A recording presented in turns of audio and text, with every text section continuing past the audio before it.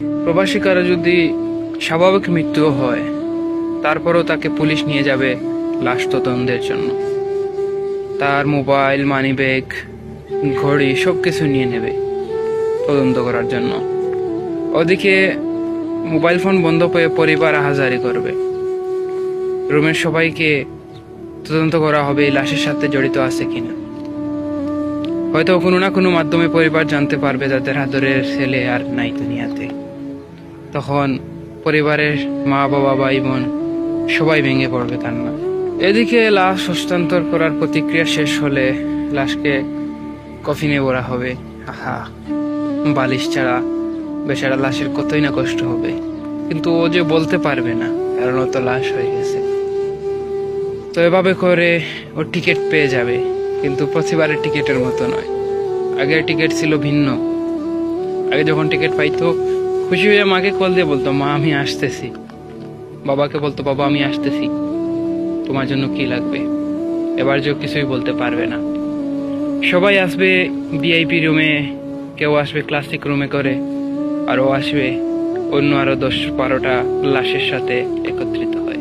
কোনো এক সময় এসে বিমান ল্যান্ড করবে তার মাতৃভূমিতে।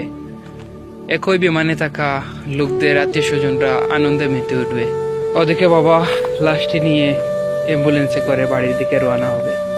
বাড়ির ঠিক পাশে আসার পরে অ্যাম্বুলেন্সের কুইক শব্দে এই বাড়ির আকাশ বাতাস ভারী হয়ে যাবে। সবাই আর্তনাদ করবে, মনের ভিতর আহাজারি। লাশ গাড়ি থেকে নামাতে না নামাতেই সবাই লাশ দেখার আগে কফিনে ধরে কান্না করবে। প্রিয় ভাই, প্রিয় বোন, মা এসে ওই কফিনকেই জড়িয়ে ধরবে। অবশেষে মাইকিং তো করা হয়ে গেছে আগে, যে লাশ বেশিক্ষণ রাখা যাবে না। এমনিতেই অনেক দিন ধরে লাশ ছিল বিদেশের মাটিতে। মা শেষবারের মতো তার ছেলের মুখটা মুছে দেবে। ছেলে হয়তো বলতে চাইবে, মা তুমি কান্না করো না, কিন্তু কি আর করার, সে তো আর বলতে পারবে। বাড়ির সব কাজ শেষ হয়ে গেলে বাবা তার আদরের ছেলেকে কাঁধে করে নিয়ে যাবে কবরের দিকে।